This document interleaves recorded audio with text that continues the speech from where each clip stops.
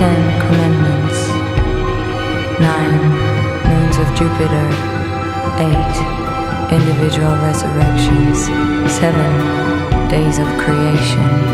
6 sections of repetition. On se plonge dans le sujet de façon complètement décomplexée, de façon distancée, en pouvant brasser toutes les données sur le fait religieux dans le monde aujourd'hui. Un simple surf sur Wikipédia devient totalement infini. Quand vous abordez la question de Dieu, c'est infernal. Il y a des sectes, des religions, des croyances, des mouvements, des ismes et des istes, en veux-tu, en voilà. On se noie totalement dans le fait religieux. C'est un continent infini. Et on va essayer tout de suite d'aborder la chose, désamorcer tout de suite cette possibilité d'être dans la caricature, dans l'invective, dans la violence, dans l'absence de pensée en fait, pour essayer vraiment de réfléchir d'un point de vue qui va être assez original, qui est le point de vue du croyant. Parce que ce qui est intéressant, c'est de concevoir qu'il y a une logique propre au monothéisme, propre à la religion, propre même à toutes les religions, qui fait que, qu'on le veuille ou non, il y a un fait indéniable. Un fait indéniable, c'est que la religion, bien sûr, peut provoquer, être instrumentalisée pour énormément de violence, des conquêtes, des colonisations, des exactions, des lavages de cerveau, de l'embrigadement mental, etc. Mais la religion aussi peut être source de joie et source de vie pour beaucoup de monde. Donc, et c'est un fait. C'est un fait. Il y a des gens qui sont heureux, il y a des gens qui trouvent un sens à leur vie avec ça, qui sortent de dépression grave. Il y a même des gens qui produisent un art somptueux, produisent des combats politiques de très haute envergure. Il y a des gens qui résistent quand tout le monde courbe les chines. Il y a des gens qui se tiennent debout quand tout le monde, et y compris des non-croyants, rampent à terre devant les puissances terrestres. Il y a de la nuance à mettre, de la subtilité. On ne peut pas balayer au nom de la rationalité, une rationalité qu'il nous faudra interroger. On ne peut pas balayer d'un revers de main le fait religieux comme étant une absurdité, quelque chose qui est évidemment idiot, etc. Donc voilà, il y a un fait à prendre en compte.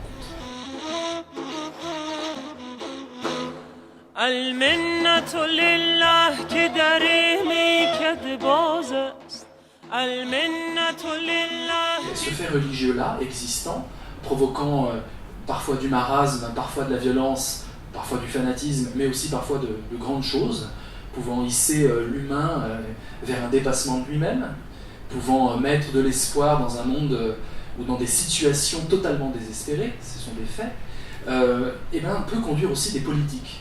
Il y a une connexion réelle entre Dieu, création ou Dieu réel, et puis des choix politiques, des combats politiques, des guerres, des affrontements, des rivalités, des doctrines qui s'entrechoquent.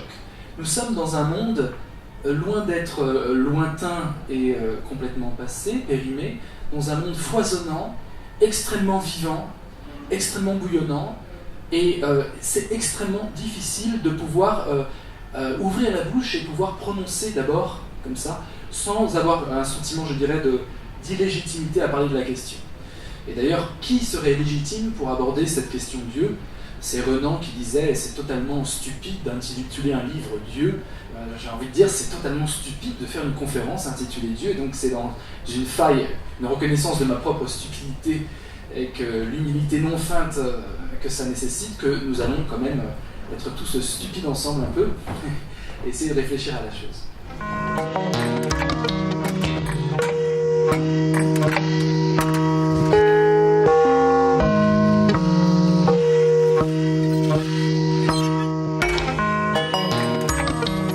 Alors, je vais devoir évidemment parler d'un peu de moi, parce que dans le d'où tu parles qui m'est cher en philosophie, c'est-à-dire exiger de l'interlocuteur qu'il se positionne dans une optique politique, ou en tout cas une optique existentielle, le d'où tu parles, qui pour moi est fondamental, c'est de demander à l'autre quelle est sa position sociale, sa position intellectuelle, de façon à comprendre ses choix, à comprendre ses idées à travers une grille qui permet de le situer.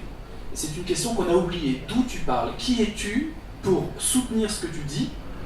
Et en quoi ce que tu soutiens arrange ta position ? Quelle est l'importance, je dirais, quel est le rapport au désir, et on retrouve le désir là, dans ce que tu soutiens par rapport à ta complexion, à ta religion, à ton pays, à ta culture, à ton sexe, etc.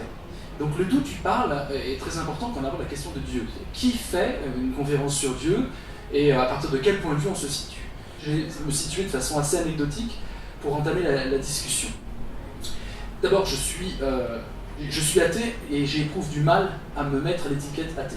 Athée, c'est très compliqué parce que d'abord athée, il y a des comportements d'athée que je ne supporte pas, cet esprit d'intolérance, cet esprit de fermeture du dialogue et cet esprit d'invective. Combien d'athées, combien de discussions avec des croyants et des athées finissent sur le mode de l'invective, de l'insulte et donc l'abolition du discours possible et du dialogue possible. Bon, évidemment, il y a des athées tolérants, ça existe. Donc je me situerai plus près de ça. Mais pourtant, je suis fortement attiré par tout ce qui peut dépasser les capacités humaines.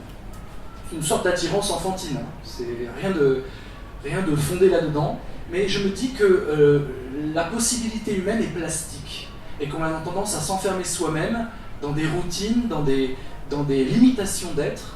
Et je sais que par certains exercices, par certains engagements, certains combats, cette plasticité qui est la nôtre, on peut l'étendre, l'intensifier.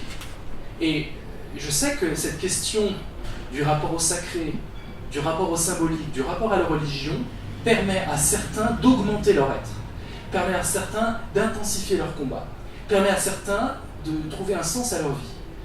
Donc c'est très compliqué, ce mot d'athée qui sonne comme une sorte de chose fatale qui nous enferme dans l'idée qu'on n'est pas, dans quelque chose de purement négatif dans sa définition. Je ne suis pas croyant en un Dieu transcendant, etc. Je ne suis pas, mais qui suis-je à travers ce je ne suis pas? Et j'ai l'impression que le mot d'athée n'est pas un mot suffisamment positif, au sens non pas négatif et positif de l'appréciation, mais au sens plein de quelque chose. C'est plutôt en creux qu'on se définit comme athée. C'est toujours problématique. Let's go down, come on down. Oh sinners, let's go down in the river to pray. Je vais vous inviter un peu à réfléchir en vous-même, évidemment, sur votre naissance du rapport que vous entretenez maintenant avec ce qu'on peut appeler Dieu. Que ça soit du rejet, que ça soit une certitude de fiction, au contraire un truc flou, quelque chose d'obscur, on aimerait bien y croire comme on peut croire au Père Noël, ou au contraire une vraie adhésion, pourquoi pas une vraie adhésion. Essayez de réfléchir en vous-même, mais remontez très loin, remontez le plus loin possible. Remontez aux fêtes familiales, remontez à l'âge de 4 ans si vous y arrivez, de 3 ans, remontez à la première Bible, au premier Coran que vous avez pu avoir dans les mains ou qu'on en a mentionné pour vous, remontez aux histoires, aux contes, aux mythes dont on vous abreuvait quand vous étiez enfant. Essayez de remonter le plus loin possible dans votre premier rapport à ce qui constitue pour une grande part de l'humanité quelque chose de sacré, quelque chose de divin, quelque chose de religieux. Donc c'est à partir de cette introspection-là que l'on va pouvoir réfléchir sur les ferments mêmes de Dieu, ce qui produit Dieu, ce qui fabrique Dieu, ou alors ce qu'on en fait, ou alors le rapport à la foi. Quand je me livre à cet exercice-là, je me revois enfant devant ma boîte de Lego. Et donc à chaque anniversaire, les Lego, vous savez ce que c'est, ça augmente, vous avez des pièces et des pièces et des pièces de plus en plus subtiles, colorées, et vous vous retrouvez avec 5-6 anniversaires, avoir une immense boîte de Lego, et on se noyait dedans. Et ces Legos-là, dans cette boîte en carton, c'était le monde. Et je brassais le monde avec mes mains, et le but du jeu était de construire des formes qui n'existaient pas dans les Legos, où c'était des formes de bâtiments de police, d'avions et d'astronefs. Ça, je m'en fichais complètement. Ce qui m'intéressait, c'était de démonter tout et de créer des formes à partir de mon imagination. Donc, un rapport à la créativité à partir des blocs de matière.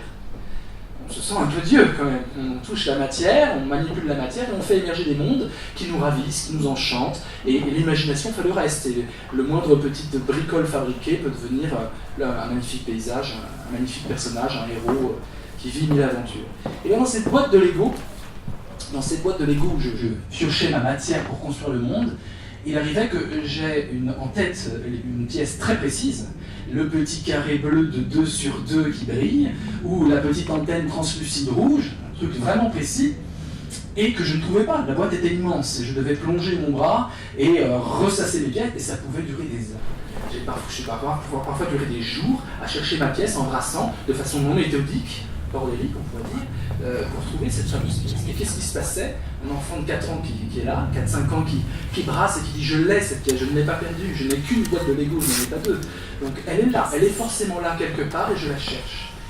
Et bien il se passait que tout d'un coup, la moutarde vous montez au nez et vous commencez à parler à Dieu.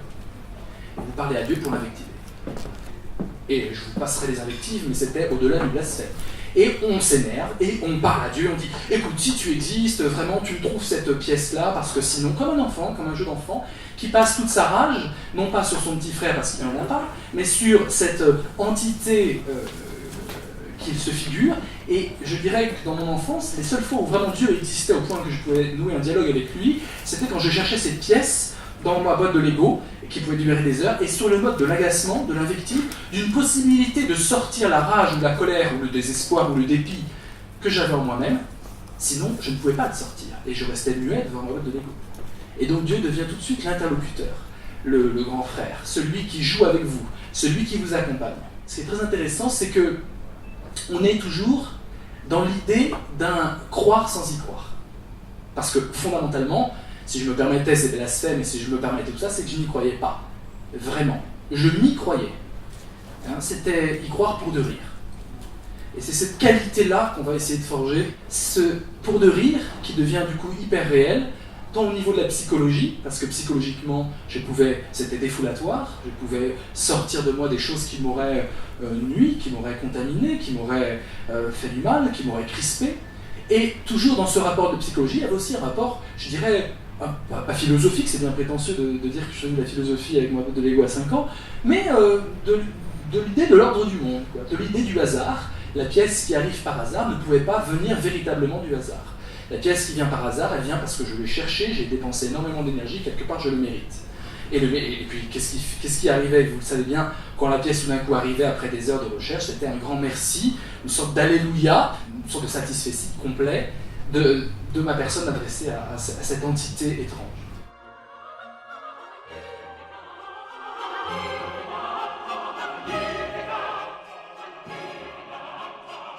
Alors, ça peut faire sourire, ça doit faire sourire cette anecdote, sauf qu'elle doit nous rappeler beaucoup de choses qui existent dans le monde. Et là, on entre dans cette idée que pour aborder la notion de Dieu, il faut aborder ceux qui y croient véritablement, pas pour de rire, mais pour de vrai.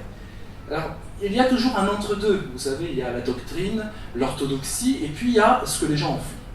Et je crois fondamentalement qu'il y a toujours un rapport de liberté entre l'orthodoxie encadrée par des clercs, encadrée par un clergé, imaginons-le très strict, et puis ce que les gens en font. Et ce qui est intéressant, si on veut faire une phénoménologie du fait religieux, voir le fait religieux dans son apparaître aujourd'hui, c'est intéressant, c'est voir ce que les gens en font. Un reportage d'une rescapée des ruines du World Trade Center qui se retrouve, c'est une des 5 qui a survécu à l'effondrement des tours. Elle était dans les tours, ça s'est effondré, et il y en a 5 qui ont survécu à cet effondrement effroyable. Et elle était bloquée, la tête bloquée entre deux gros blocs de béton. Elle est restée 27 heures comme ça. Vous imaginez ce que c'est, 1 heure restée comme ça, après un effondrement dans la poussière avec des cris de mort. 27 heures, c'est l'enfer, ça s'appelle l'enfer. Et américaine, croyant, à mon avis, comme une américaine, je dirais de base, même si c'est des concepts schématiques, bloquer la tête bloquée 27 heures entre les 2 gros blocs, et la seule possibilité de secours pour pouvoir tenir sans devenir fou, c'est de s'adresser à Dieu. Et on retrouve l'enfant avec sa boîte de Lego. On retrouve cette altérité que l'on convoque, parce que sinon c'est intenable psychologiquement, c'est intenable au niveau de l'émotion. On doit s'adresser, on doit sortir des choses extrêmement dures, noires, violentes que l'on subit, on doit les sortir. Donc cette idée d'une parole qui doit émerger, et surtout on doit pouvoir garder une lueur d'espoir. Et cette lueur d'espoir, quoi de mieux que de la personnifier, que de s'adresser vraiment à un autre, et non pas à un concept abstrait, à une entité. Non, calmons-nous, les pompiers vont arriver, c'est évident, je ne suis pas morte, je suis bloquée, tout va bien se passer. Ça, ce rationalisme n'est pas de mise quand l'émotion est à son comble. Autre exemple intéressant, où on voit tout d'un coup arriver, convoquer cette figure de Dieu, et on la voit convoquer où l'émotion est à son comble, le champ de bataille. Les témoignages de guerre, les correspondances de guerre, tout ce qui ressasse l'horreur humaine par les lettres qu'on échange sur le front. Et bizarrement, cette littérature-là donne une énergie presque surnaturelle. Oh, mothers, let's go down. Come on down. Don't you wanna go down? Come on, mothers, let's go down.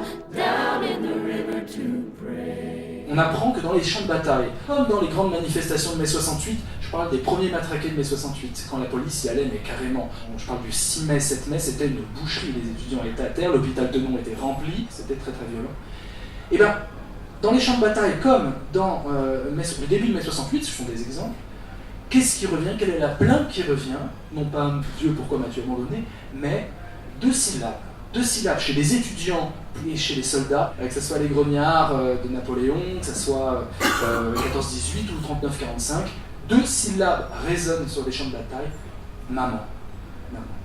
Et vous avez, j'ai eu des témoignages émouvants de policiers après une manifestation où tout le monde est gazé et frappé, on entend des mamans. On voit des étudiants de 25 ans dire maman, appeler à l'aide parce qu'ils ont les bras cassés. Et dans les champs de bataille, on entend des mamans. Et ce qu'il y a de plus effrayant dans les champs de bataille, c'est peut-être ça. Cette plainte qu'on va appeler une élégie, cette complainte vers une figure qui est la figure du réconfort, qui est la figure de la sécurité absolue, qui est la figure de tout va bien se passer, t'inquiète pas, et qui est quand même la figure de la personne qui vous met au monde. C'est-à-dire la raison même d'être sur Terre. La raison au sens, je dirais, chronologique du terme. La raison, le ratio. Et cette raison d'être sur Terre, vous l'invoquez quand vous sentez que la vie peut vous quitter ou quand vous êtes en danger de mort. On pourrait y voir une sorte de boucle, mais dans ce mot « maman », j'ai envie de pouvoir réfléchir et raisonner en mettant en parallèle ce mot « maman » dans une détresse maximale et cette femme dans le World Trade Center effondrée qui parle à Dieu, qui communique à Dieu exactement comme une plainte qui est maman. Et en tout cas, nous avons toujours l'idée de l'altérité que nous convoque avec cette existence en crise, ce qu'on appelle une agonie. L'agonie, ce combat, étymologiquement, ce combat entre la vie et la mort. Ce moment, et toute la peinture d'ailleurs du Quattrocento représentait d'ailleurs le Christ avec cette idée d'agonie, ce moment où on est entre la vie et la mort, et la vie part et la mort arrive. Cet entre-deux-là. Et dans cet entre-deux-là, encore une fois, là aussi, introspection, je ne vous souhaite pas d'avoir vécu des moments aussi sordides, mais on est tous passés par des moments extrêmement douloureux dans notre vie, extrêmement douloureux. Repensez à ces moments-là et voyez quelle altérité vous avez convoquée, car vous avez convoqué une altérité. Vous avez convoqué un autre, quelqu'un. Et s'il n'était pas là, c'est toujours des moments de grande solitude, forcément vous l'avez créé toute pièce, ou vous l'avez convoqué parce que votre culture, votre éducation, vos connaissances vous ont permis de le convoquer. Donc première question, premier sens d'une définition de Dieu, l'altérité absolue que l'on convoque et qui contient notre raison d'être.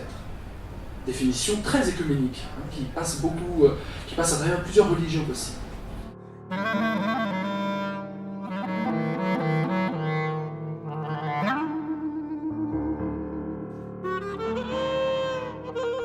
Alors, ce qui est très intéressant, c'est ça, c'est-à-dire que nous ne sommes pas dans l'ordre du savoir rationnel. Et c'est pour ça que je commence dans l'émotion maximale, c'est que nous sommes tout de suite dans un point d'agonie aussi de la raison elle-même. C'est pas simplement l'agonie du corps, l'agonie de la vie qui résiste et qui trouve ses dernières lueurs, ses dernières forces pour résister au néant, mais nous sommes aussi un point d'agonie intellectuelle où on peut basculer dans la folie et ou en tout cas la raison vacille. C'est dans ces moments où la raison vacille, autrement que par de la tequila ou par certaines drogues, quoique, ce moment, cet état modifié de conscience, mais là pour le coup, un état modifié de conscience où la conscience peut basculer définitivement. Et c'est dans ces moments-là où l'altérité peut être convoquée. Quelque chose de transcendant, quelque chose de réconfortant, quelque chose qui nous dira « tiens parce que ça en vaut la peine, continue parce que ça en vaut la peine ». Dans ces moments-là, je disais, la raison vacille. Et donc, aborder ces moments-là du point de vue rationnel est une erreur méthodologique.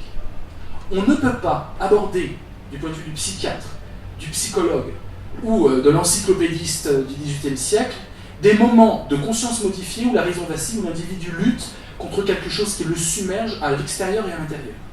Appliquer les schèmes, appliquer la grille de lecture rationnelle, voire rationaliste, pour comprendre ce qui se passe humainement, l'enjeu humain, c'est mettre de côté l'affect, mettre de côté l'émotion et passer à côté du sujet. Et j'ai l'impression que la notion d'athéisme passe complètement par ce travers-là. L'athéisme, à ne concevoir les choses que de l'extérieur, indépendamment des affects, à dire finalement vous leurrez, c'est complètement idiot, ça tient pas debout, c'est pas démontrable, enfin on connaît on les connaît et on les manie, toutes les preuves de l'inexistence de Dieu, etc., passe à côté de quelque chose de central du point de vue de la création peut-être humaine de Dieu, à savoir que nous ne sommes plus dans l'ordre du savoir objectif, de la raison, mais nous sommes dans l'ordre du vouloir. Quand je brassais ma boîte de Lego, je voulais que Dieu soit là, et je le convoquais et je le faisais être. Je créais Dieu pour pouvoir m'échanger avec lui. Et dans les moments d'angoisse que je vous ai évoqués, vous êtes dans l'ordre du vouloir tenir bon, du vouloir encore. Dans cette agonie-là, le vouloir perdure. Et cette grille du vouloir n'est pas simplement une grille psychologique, c'est une grille logique. Le rapport au monde, du point de vue logique, se transforme. Si vous êtes dans la grille du savoir, vous allez tout penser rationnellement. Les choses doivent être démontrables, explicables, vous pouvez en rendre raison, prédictibles, si vous êtes dans l'ordre du savoir sans superstition, normalement les choses doivent être prédictibles. Vous connaissez ce mot de Laplace à Napoléon. Laplace, un grand astronome, le plus grand de l'époque napoléonienne, astronome, mathématicien, le savant, la figure même du savant. Et Napoléon lui dit, mais dans votre système, je ne vois pas l'existence de Dieu dans votre système. Et Laplace dit, oui, sire, je me suis passé de cette hypothèse. Belle réponse de savant, c'est l'athéisme scientifique. Je me suis passé, je n'avais pas besoin de cette hypothèse pour expliquer le monde. Bon, les savants grommellent, les autres savants grommellent et disent quand même, il se passe quand même d'une hypothèse qui explique tout. C'est quand même un grand mérite. Une hypothèse qui explique tout, c'est quand même dur de s'en passer. Mais la véritable réponse de Laplace, c'est oui, sire, mais moi je suis savant. Mon but est de vous proposer des vérités, des faits qui soient prédictibles, qui puissent prévoir.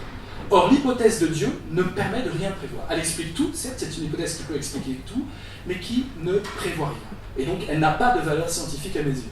Voilà, si vous voulez, le point de départ de l'athéisme scientifique. Sauf qu'on pourrait même aller plus loin que Laplace, c'est-à-dire que l'explication de cette hypothèse explique tout. En fait, non, elle n'explique rien. Puisque, en dernière analyse, l'hypothèse de Dieu expliquant tout parle d'une cause qui n'aurait pas de cause. Et donc, ce n'est pas une explication. Si on entend par explication, selon le modèle grec, revenir aux causes, qu'est-ce que c'est cette chose-là? Elle vient de là, elle vient de là, elle vient de là, remonter aux causes. L'hypothèse de Dieu qui explique tout n'est pas elle-même explicable puisque c'est une cause sans cause.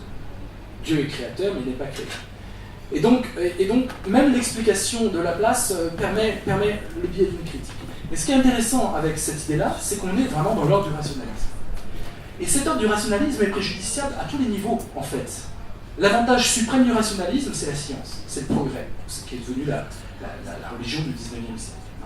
La science, le progrès, avec beaucoup d'utopies qui ont été rattachées au XIXe siècle à cette idée de progrès. On pensait que en sortant des superstitions, en sortant du fanatisme, on allait progresser vers l'âge d'or, un âge d'or retrouvé, on allait progresser vers l'amélioration de l'humanité.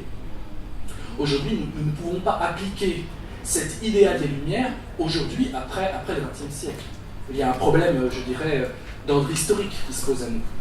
On pourrait revenir au livre de Hans Jonas, Dieu après Auschwitz, mais quand même, après le XXe siècle, on ne peut plus revenir, et quand on entend les athées militants d'aujourd'hui qui reviennent à une définition des Lumières, il faut prendre en compte quand même ce qu'a été le XXe siècle, et ce dont l'homme a été capable. L'homme, pas l'homme barbare, l'homme cultivé au sommet de la culture européenne. C'est pas n'importe quel homme, c'est l'homme au sommet de la culture européenne, de la musique, etc. Même si c'est pas les mêmes personnages, nous sommes dans une Europe dite civilisée, au sommet de l'art, et nous sommes capables de ça. Donc il faut revenir à cette notion de rationalisme et montrer peut-être les dérives. On pourrait dire que la technocratie aujourd'hui, le rationalisme poussé à l'extrême, une vie d'ordinateur, une vie où tout serait calculé, prédictible, une vie d'assurance à tous les niveaux, assurance vie, assurance vol, assurance perte de sens, etc. Une vie où tout est pris en charge, pris en compte, est une vie dépourvue de sens. Le sens de la vie ne vient pas de la sécurité promise par les appareils et les machines, et le sens de la vie ne peut provenir d'une raison toute puissante.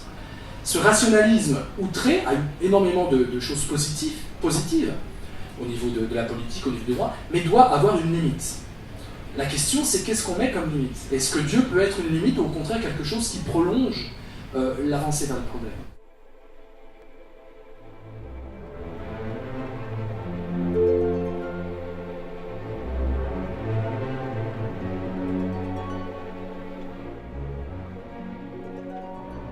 dans ces moments où Dieu est convoqué de façon presque, je dirais, instinctive, par volonté de survie dans l'agonie, nous changeons de grille de lecture. Nous ne sommes pas dans la grille du savoir, où les choses peuvent être expliquées selon, je dirais, la pensée grecque, tout simplement.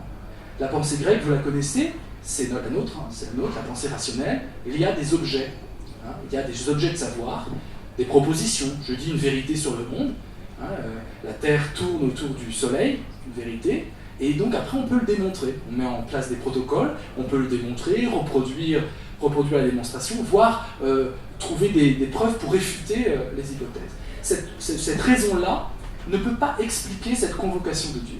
Il faut passer à l'ordre du vouloir.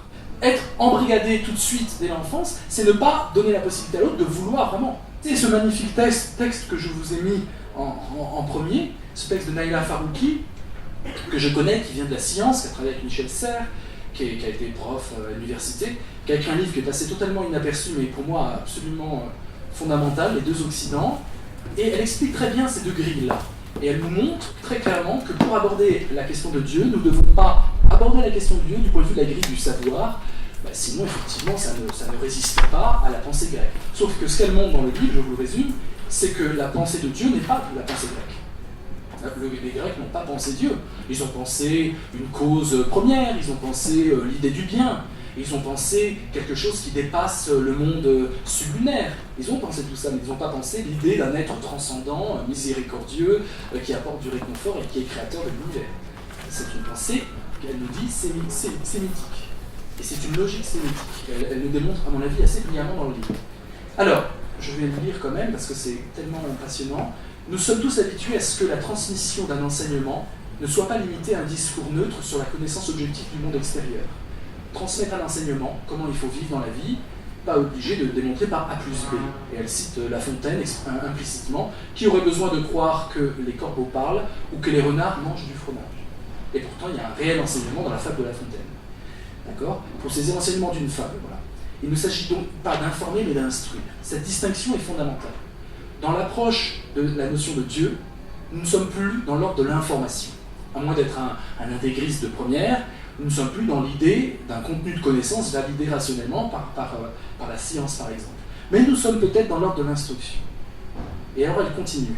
Un discours vrai est donc avant tout un discours qui est digne de la confiance de celui qui le reçoit. Elle parle de la logique monothéiste, et non pas de la logique scientifique. Un discours vrai pour le scientifique, c'est un discours qui s'applique à un objet qui est vérifiable. Mais dans la pensée monothéiste, qui peut convoquer Dieu, est vrai le discours qui donne un enseignement et qui est digne de la confiance de celui qui le reçoit. Nous ne sommes pas sur l'objet, quelque chose est dit et c'est vrai, ou quelque chose est dit et c'est faux, nous sommes sur le sujet. Nous ne sommes pas sur dire le vrai, il m'a dit quelque chose qui était vrai, nous sommes sur le dire vrai. Ce qu'il m'a dit, il a été vrai quand il me l'a dit.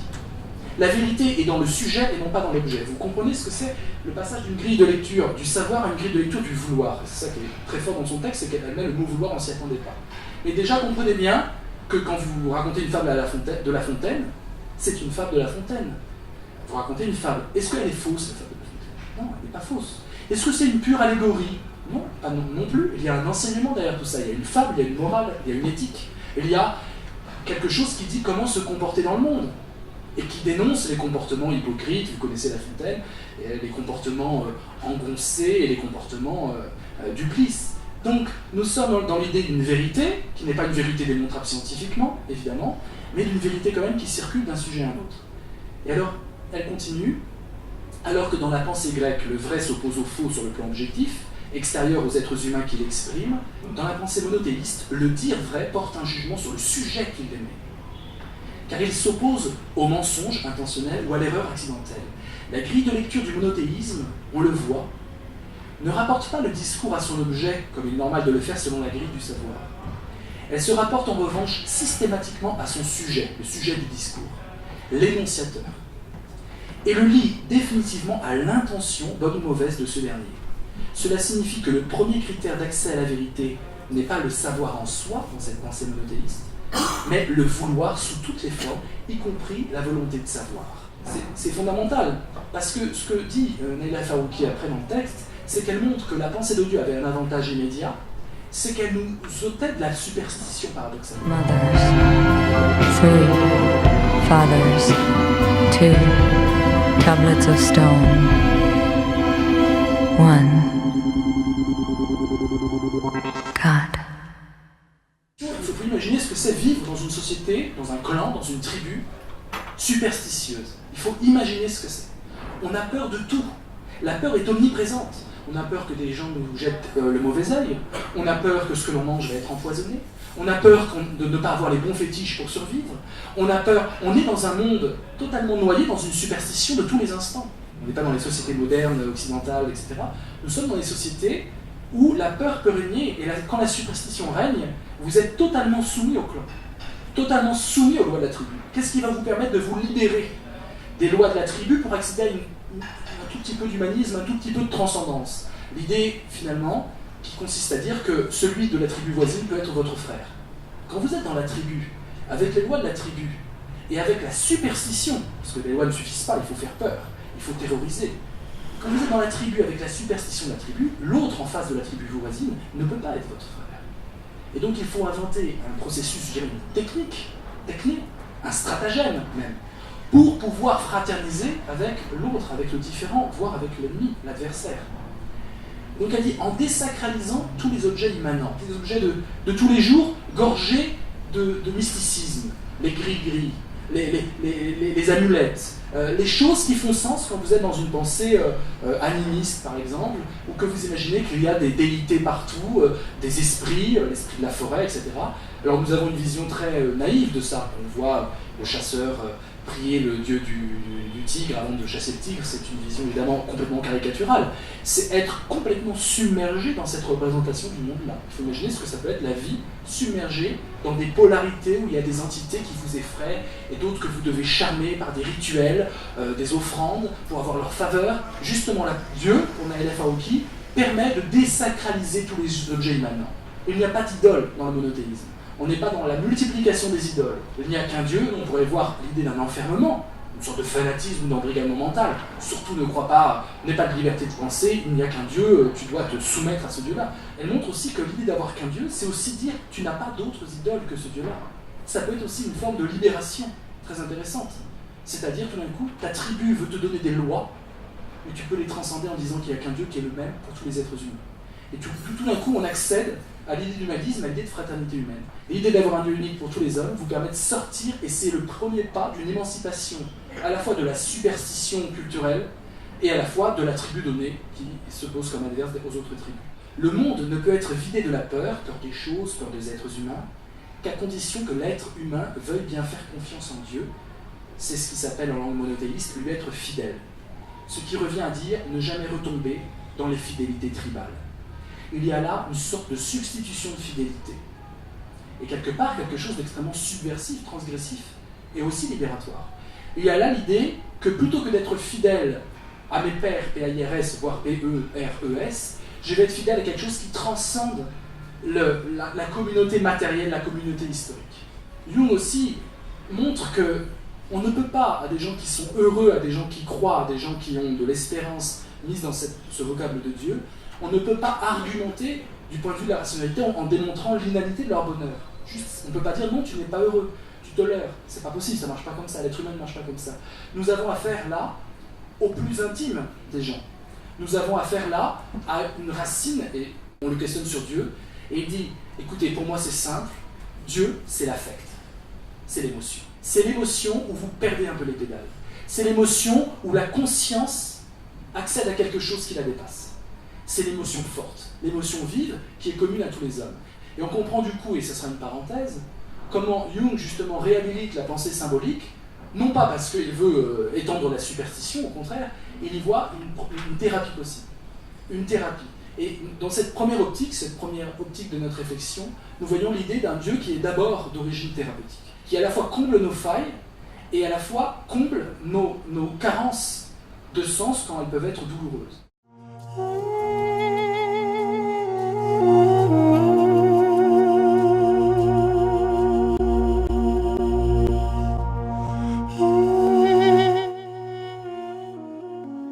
On peut quand même classer les diverses approches. Ok, quel rapport on peut avoir avec Dieu.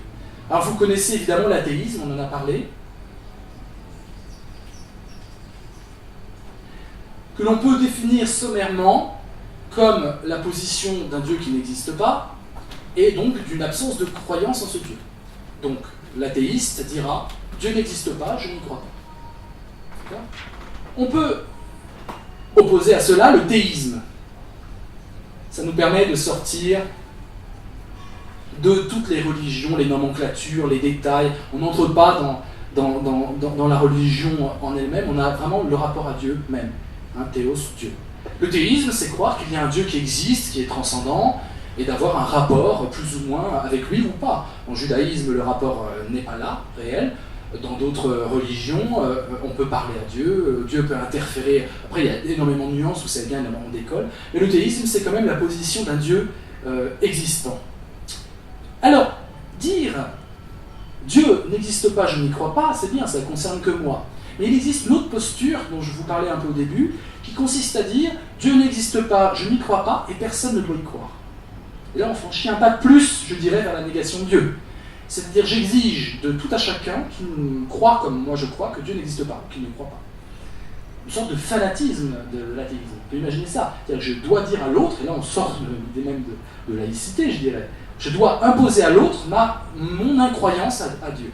On pourrait appeler ça, il faudrait inventer un mot, parce que l'athéisme est un mot ambigu en raison de cela. Puisque quand on utilise le mot athéisme aujourd'hui, on ne sait plus si on a affaire à quelqu'un qui ne croit pas en Dieu et puis qui dit que Dieu n'existe pas, ou si c'est quelqu'un qui milite et qui justement va être dans l'insulte, l'invective ou le dédain, le simple dédain, en face de quelqu'un qui est croyant. Le mot athéiste aujourd'hui recouvre les deux réalités. Voilà pourquoi il est très compliqué intellectuellement de se repérer quand quelqu'un se dit athée. Mais on pourrait appeler ça l'antithéisme. Cette position. L'antithéisme, Dieu n'existe pas et personne ne doit y croire. Je sors de ma propre croyance personnelle. Inversement, on peut aller vers un théisme qui consiste à dire Dieu existe et tout le monde doit y croire. C'est la position inverse. Là, on a un mot tout fait, c'est le fanatisme.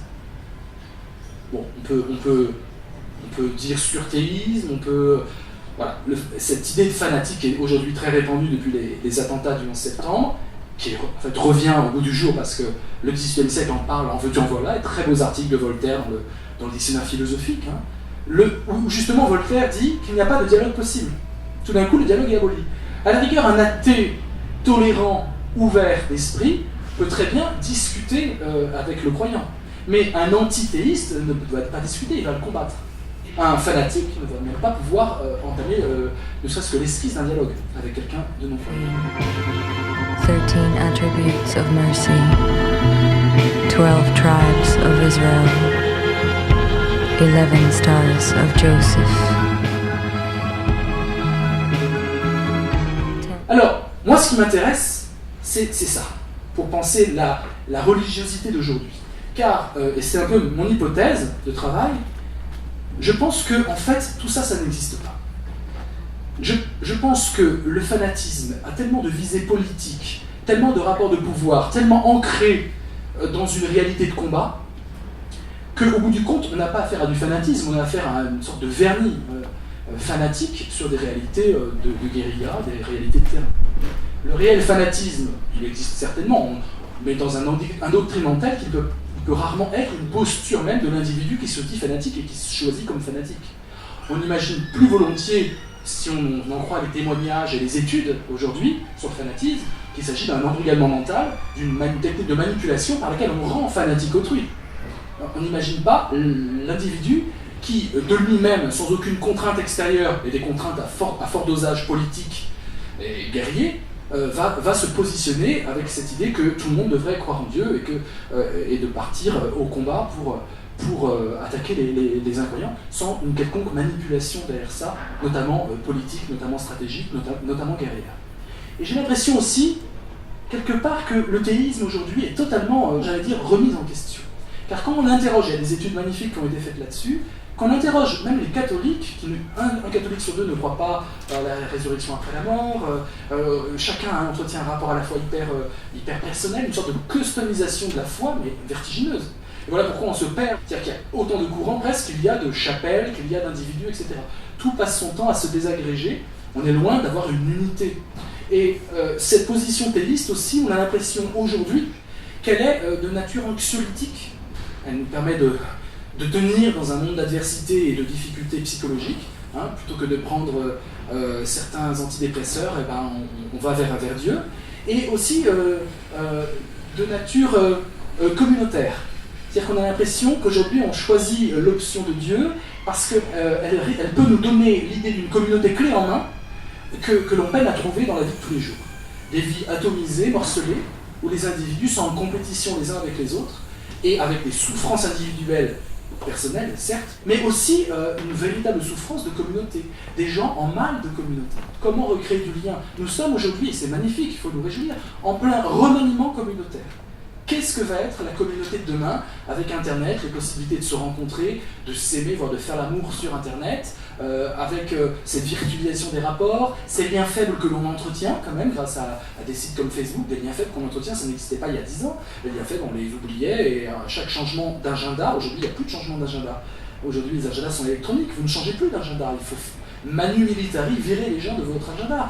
Donc quelque part, imaginez par exemple l'individu, le petit garçon qui se retrouve aujourd'hui à l'âge de 5 ans à la maternelle, il va garder ses amis maternels peut-être toute sa vie, chose inimaginable pour nous.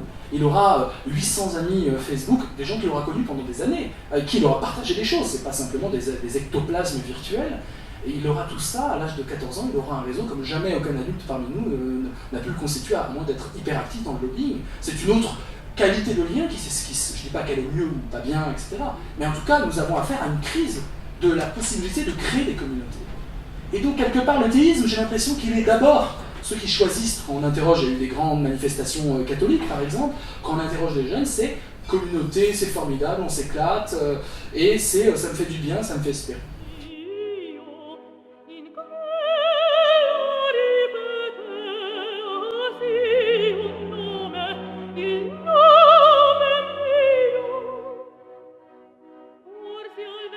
Pour l'anecdote, quand même un des tubes de la pop culture pas si récent que ça, Ophélie Winter, dans Dieu m'a donné la foi. Vous connaissez cette fameuse chanson qui m'a hanté pendant cette conférence, je ne sais pas pourquoi, mais elle était tout le temps là. Et parce que normalement, c'est pas Dieu qui donne la foi, c'est la foi qui donne Dieu.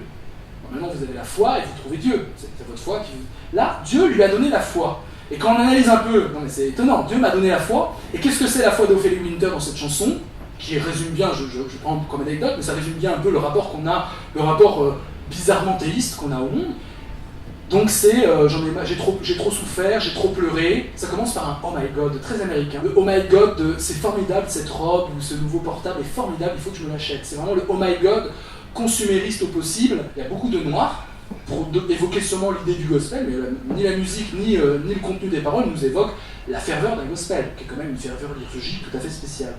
Et alors, dans cette chanson, très symptomatique, il est question de quoi? Il est question de « je suis désespéré, j'ai pas la pêche, mais on m'a trop fait du mal, et les mecs, ils étaient salauds avec moi, et donc, mais heureusement Dieu m'a donné la foi, et maintenant, je vais me battre, j'en ai marre de souffrir, je vais me battre, je vais tenir debout, hein, c'est la lueur ou la lumière qui guide mes pas. » Et en fait, on a vraiment affaire à un rapport complètement, alors ça fait frémir tout le clergé de toutes les religions, on a un rapport complètement consumériste à la religion.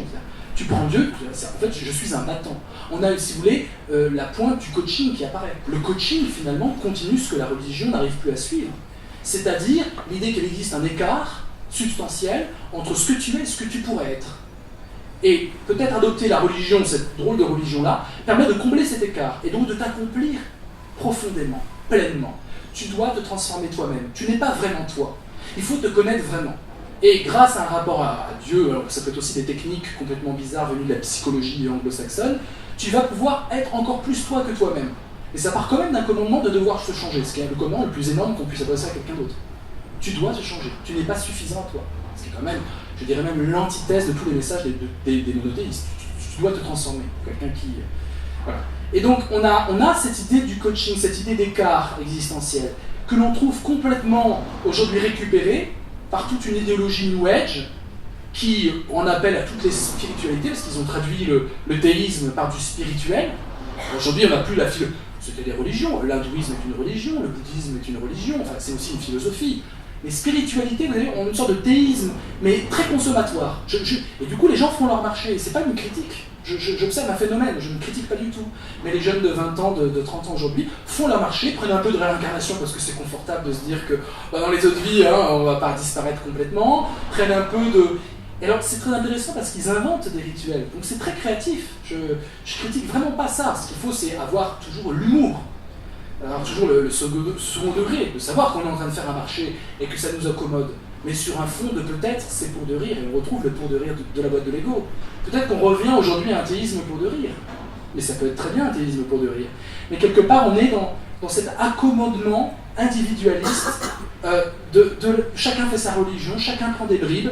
Il y en a qui prennent des bribes d'extraterrestres, pas forcément sans être dans des sectes qui croient aux extraterrestres, etc., juste parce que c'est amusant.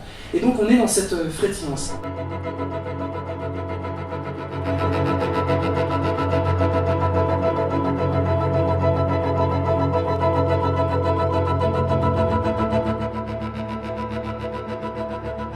J'ai l'impression que là, nous sommes précisément dans ce qu'on peut appeler un syncrétisme aujourd'hui.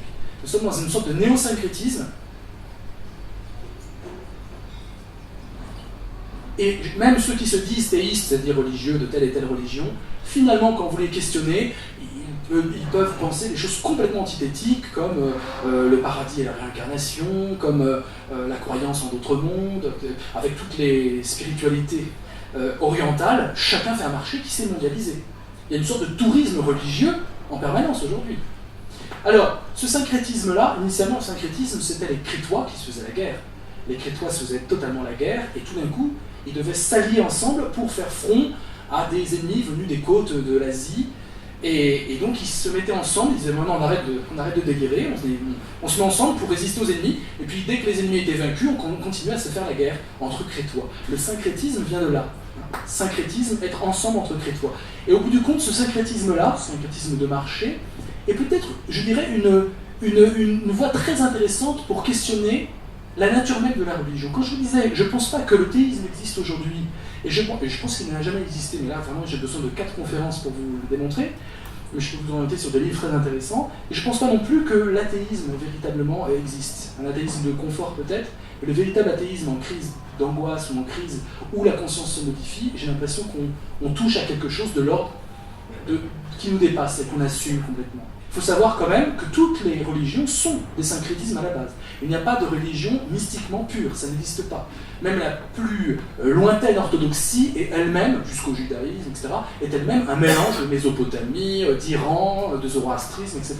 Il n'y a pas, tout comme il n'y a pas de race pure, évidemment, il n'y a pas de religion pure. Nous sommes dans la continuité de quelque chose qui est de l'ordre du vivant, et de l'humain, et du croisement, et du métissage culturel.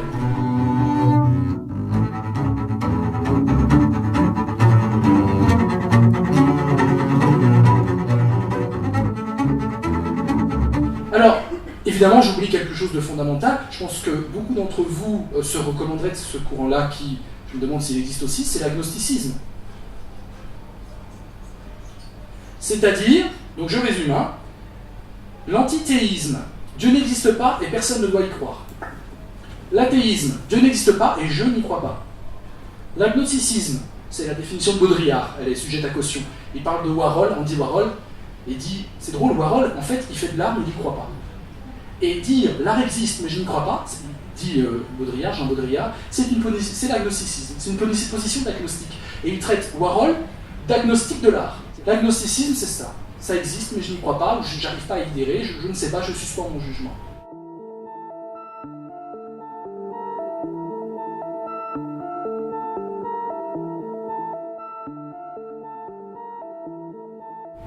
J'aimerais, pour conclure, vous esquisser une autre possibilité. Quelque chose qui, justement, tient d'un syncrétisme éventuel, mais un syncrétisme de parodie. Un syncrétisme où le pour de rire aurait une fonction essentielle dans la constitution du sens de la vie.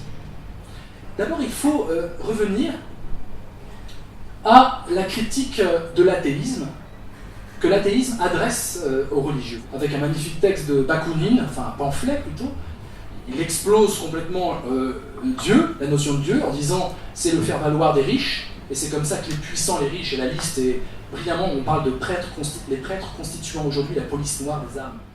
Là, sous la bannière de Dieu se trouve le pouvoir, tout simplement. Un thèse de Bakounine qui a été évidemment reprise, Marx en parle évidemment, nous sommes dans l'athéisme marxiste, l'opium du peuple, etc. Et rejoint d'ailleurs par Katabi Yassine, un texte intéressant, où il explique que finalement toute colonisation a besoin du lavage de cerveau qui doit l'accompagner. Il ne suffit pas de prendre les meilleures terres, encore faut-il reconfigurer les esprits. Et quoi de mieux, nous dit Katabi Yassine, qu'une religion, une religion venue de l'extérieur, donc où les indigènes reconvertis ne pourront jamais vraiment adhérer, ils sont toujours infériorisés, et une religion qui apporte la pensée de l'ennemi. Et quand vous adoptez la pensée de l'ennemi, on pense fortement, même si c'est un autre contexte, mais on pense fortement aux Indiens d'Amérique du Nord, quand vous adoptez la pensée de l'ennemi, vous adoptez ses vices, vous adoptez son mode de fonctionnement, vous commercez avec l'ennemi, et vous devenez l'ennemi, quelque part. Vous devenez en tout cas l'envahisseur. Et donc la religion, utilisée par un clergé, là on n'est pas du tout dans un rapport de l'individu à Dieu, mais dans un rapport d'un clergé, d'une organisation de notables, d'interlocuteurs entre Dieu et le peuple, qui va utiliser évidemment l'argument de Dieu pour asseoir leur pouvoir. Ce qui est très intéressant dans la fin du texte de Katabi Yassine, ce sont ces quelques phrases qui dit finalement Dieu, vous savez très bien ce que c'est pas le Dieu de ces étrangers, ce voile de la conquête. Hein. Il y a une conquête, mais on la cache avec soi-disant du Dieu. Mais en fait, il y a une réelle conquête. Le vrai Dieu, dit-il, hein, ce Dieu qu'on nous impose de si loin par les armes, n'est que le voile de la conquête. Le seul Dieu que nous connaissons, on peut le voir et le toucher. Je l'embrasse devant vous, et là il se met à genoux et l'embrasse, on imagine, c'est la terre vivante. La terre qui nous fait vivre. La terre libre d'Amazigh.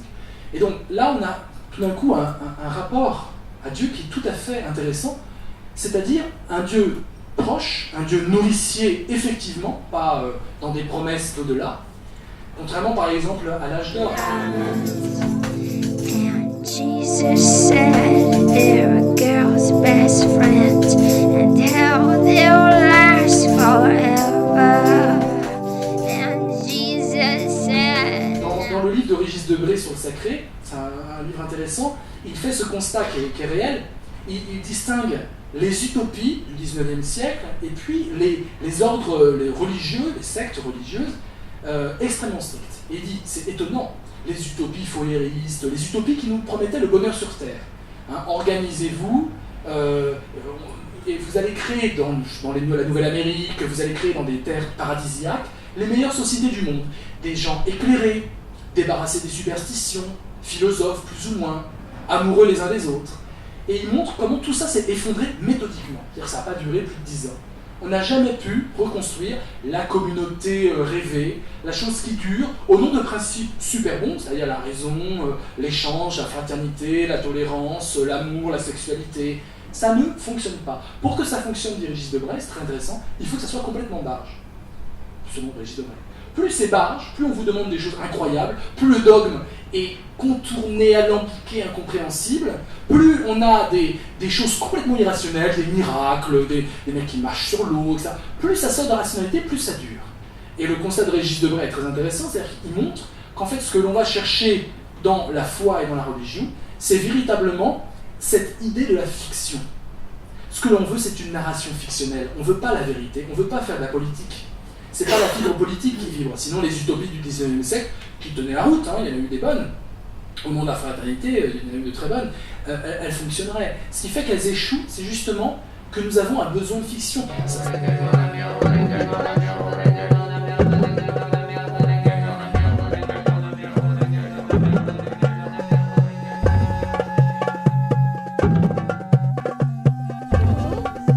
Ça remonte à loin cette idée, ça remonte à Schopenhauer, qui nous parlait d'un besoin métaphysique de l'homme. L'homme a un besoin métaphysique, il ne doit pas simplement s'interroger sur la fin de son mois, comment il va payer le loyer, etc. Il doit aussi s'interroger sur les causes finales, sur le sens de la vie, sur le sens du monde. Et Schopenhauer, on n'arrête pas de le démontrer à chaque pot entre amis. Alors peut-être que moi j'ai une déformation un peu professionnelle, mais j'imagine que même vous, quand vous êtes un peu tous autour d'une table et que vous êtes dans un état pas modifié de conscience, où la conscience peut flotter, peut devenir un peu poétique, vous refaites le monde, vous ne vous contentez pas de refaire vos vies. vous êtes en train de refaire, et si on faisait ça, et les gens sont comme si, vous parlez politique, vous parlez psychiatrie, vous parlez du monde. Et je pense que ce besoin métaphysique, on le retrouve même dans une discussion entre amis. On a cette soif-là. Je veux dire, on a ce besoin de penser le pourquoi du monde. Le pourquoi. Et la science nous donne, pourquoi la science, on est de plus en plus intéressé à ce que la science peut nous donner, de plus en plus complexe, c'est que la science nous promet quelque part. Elle n'y arrivera pas, parce qu'elle n'a pas de fin, la science. On n'en finira pas. On sent à peu près qu'on n'en finira pas, heureusement. Il n'y aura pas d'arrêt définitif de la science, c'est un processus constant. Elle-même est un phénomène vivant et naturel, la science qui évolue. Mais la science nous promet quand même des réponses au pourquoi, en tout cas des réponses à comment ça fonctionne. Mais la réponse au pourquoi, c'est pas tout. Pourquoi y a-t-il ceci plutôt que rien? C'est un besoin métaphysique propre à l'homme. Et puis il y a ce fameux mot de Max Jacob, on a beau enlever la religion des pères, l'homme a tellement besoin, c'est un animal vénérateur, un animal qui vénère, et il prendra la religion des étrangers, il prendra la religion d'autres, mais on ne peut pas s'empêcher d'avoir ce rapport à la transcendance. Bon. Ça se discute, les athées ne sont pas d'accord.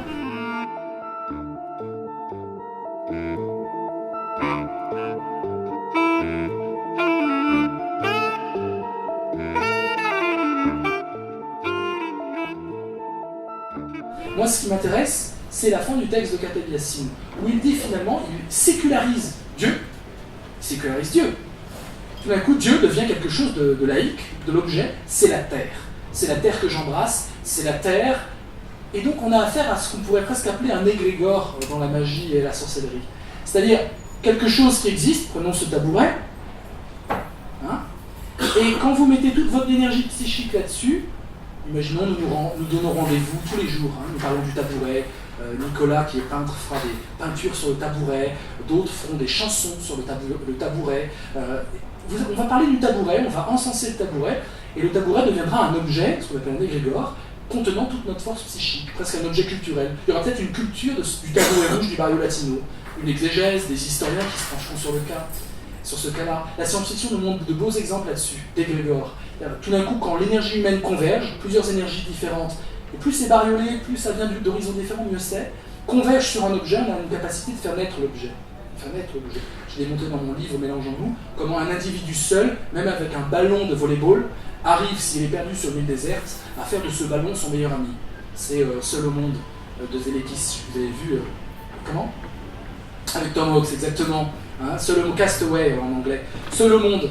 Un Robinson des temps modernes s'échoue et avec un ballon de volleyball, parce qu'il est seul, il a mal à la dent, il doit s'arracher lui-même la dent tellement il souffre, donc c'est la misère, comme je vous ai décrit au début, et tout d'un coup l'altérité, comme voilà, il trouve cette altérité-là, ce ballon, où il dessine d'ailleurs des yeux, un nez, une bouche avec son propre sang dans le film, c'est intéressant, c'est vraiment le fétiche, je sais que je crée avec mon sang, ce golem, cette chose inerte qui prend vie, et quand le ballon à la fin du film tombe à l'eau, il saute à l'eau pour le sauver, c'est son meilleur ami. Et on a cette capacité de rendre vivant les choses, d'humaniser les choses. Et quand on s'y met à plusieurs, on peut créer des choses tout à fait étonnantes.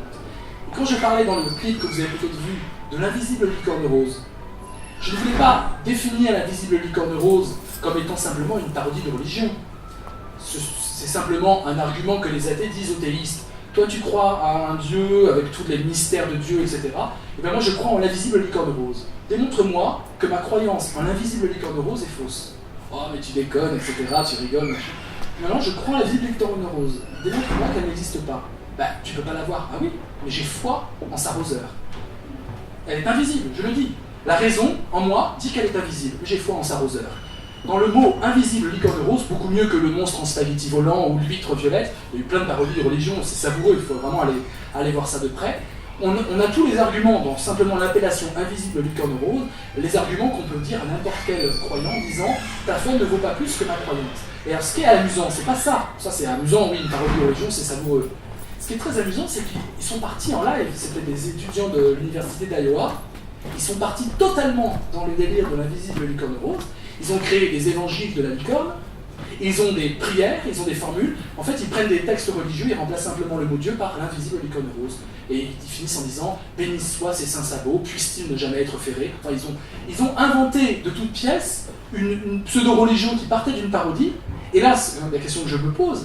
Imaginez que ça puisse être un égrégore. Imaginez qu'en partant d'une blague sur Usenet, hein, c'est le tout début d'Internet, dans les années 94-95, ça naît là, mais imaginez que toute l'énergie converge vers cet objet-là. qu'on écrive des livres, qu'on fasse des théories dessus. Qu'en sera-t-il dans un siècle d'invisible licorne rose, de culture de l'invisible licorne rose? Nous avons là en prémisse la possibilité même, à partir d'une parodie de religion, d'une réelle religion, que certains appelleront secte, mais toutes les religions sont des sectes. Il n'y a aucune possibilité légale, etc., de distinguer religion et secte. On a essayé, il y a eu un rapport sur les sectes qui nous montre qu'il y a manipulation mentale, etc., mais au bout du compte, quand on dit les religions sont des sectes qui ont réussi, le nombre ne suffit pas à distinguer les choses, ni la qualité du message, etc.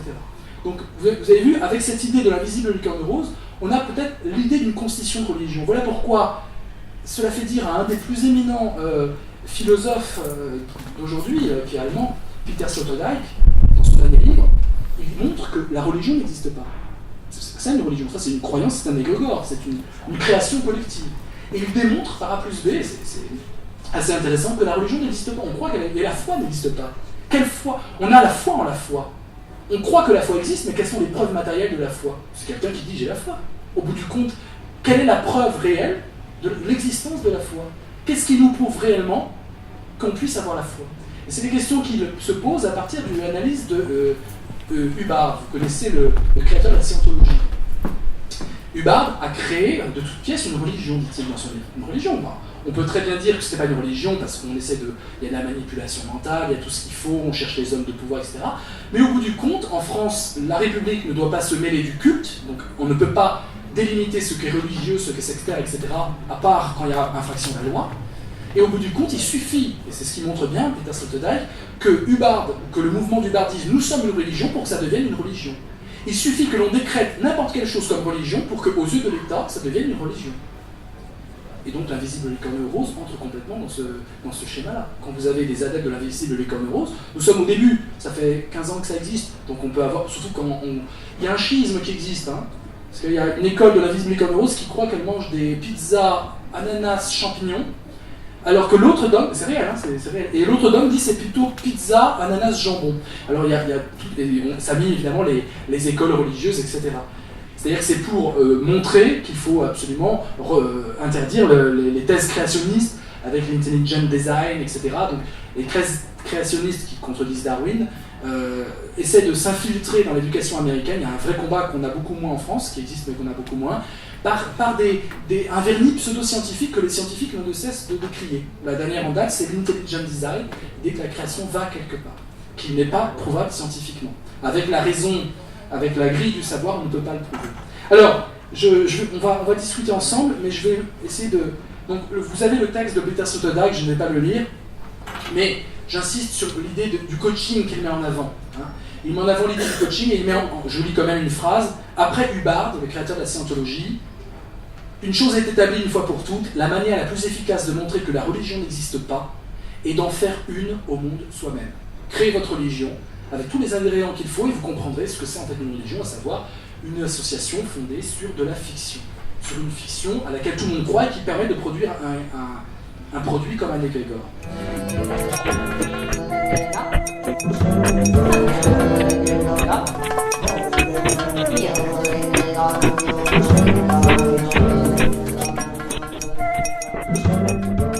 Alors, ce rapport dont je vous parlais est un rapport spécial, qui est à la fois athée et théiste, que je vais appeler pour vous du mélothéisme. Alors, j'explique tout de suite ce mot. Je vous dis d'abord la formule. Elle est intenable rationnellement. Dieu n'existe pas, mais j'y crois.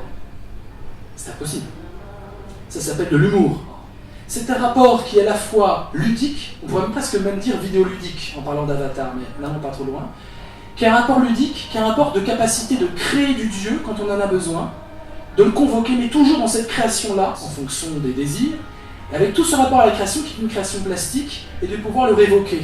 Nous avons un rapport musical à Dieu, et non pas un rapport lié au topos, lié au pathos, l'idée que Dieu est l'affect, lié à la foi, lié à l'obnubilation de l'homme et à l'aveuglement. Dans le mélothéisme, nous avons l'idée du mélos. Et le mélos en grec est très intéressant. Nous avons d'un côté le télos, vous connaissez peut-être le mot parce que ça donne notre mot téléphone. Le télos, c'est la fin, visée, le but. Et le créationnisme dont il était question où toutes les doctrines qui placent un Dieu placent en général une finalité. Dieu veut, Dieu va vers, Dieu a un dessein pour nous. Le changement de paradigme aujourd'hui, qui consiste à la fois à faire son marché, qui consiste à avoir un rapport peut-être plus ou moins tolérant avec la religion, mais extrêmement souple, plastique. Et avec cette capacité de fonder un théisme pour de rire, avec tous les avantages du théisme, c'est-à-dire la convocation d'une altérité, la possibilité d'avoir de l'interlocuteur quand on n'en a pas, mais tout ça pour de rire, en sachant qu'il n'existe pas, c'est presque une théorie de l'absurde, vous voyez. Vous avez cette conception, non pas du télos, d'une fin, un Dieu qui voudrait, sinon il existe réellement, mais du mélos. Et le mot mélos donne en français le mot mélodie, le mot musique. Le mélos, le mélisme, c'est la musique au sens presque de musique improvisée, au sens de partition de jazz. Le rapport à Dieu comme un bœuf, comme une improvisation constante, comme, je le dis dans un de mes livres, une élaboration. Non pas une élaboration consciente, une planification, Dieu a un plan pour moi, mais une élaboration, c'est-à-dire une improvisation. Un rapport extrêmement ludique, extrêmement, je dirais presque festif, à quelque chose que je peux poser comme une transcendance, Dieu, mais en sachant très bien qu'elle n'existe pas. Est-ce que vous arrivez à concevoir cette idée qui va à l'encontre de beaucoup de choses, de beaucoup de certitudes, cette idée d'un vouloir créer du Dieu, d'un Dieu qui serait l'œuvre d'une création, avec toute la plasticité de la création humaine, à laquelle on pourrait adhérer presque comme la licorne rose, et même un peu plus, et que l'on pourrait duquel on pourrait évidemment se défaire pour retrouver notre espace de liberté. Je vous remercie en tout cas de votre présence, c'était très chaleureux. Merci.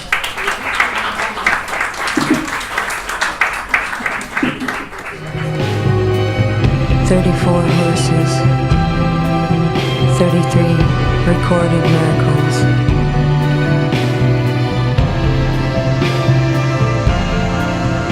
32 path of wisdom,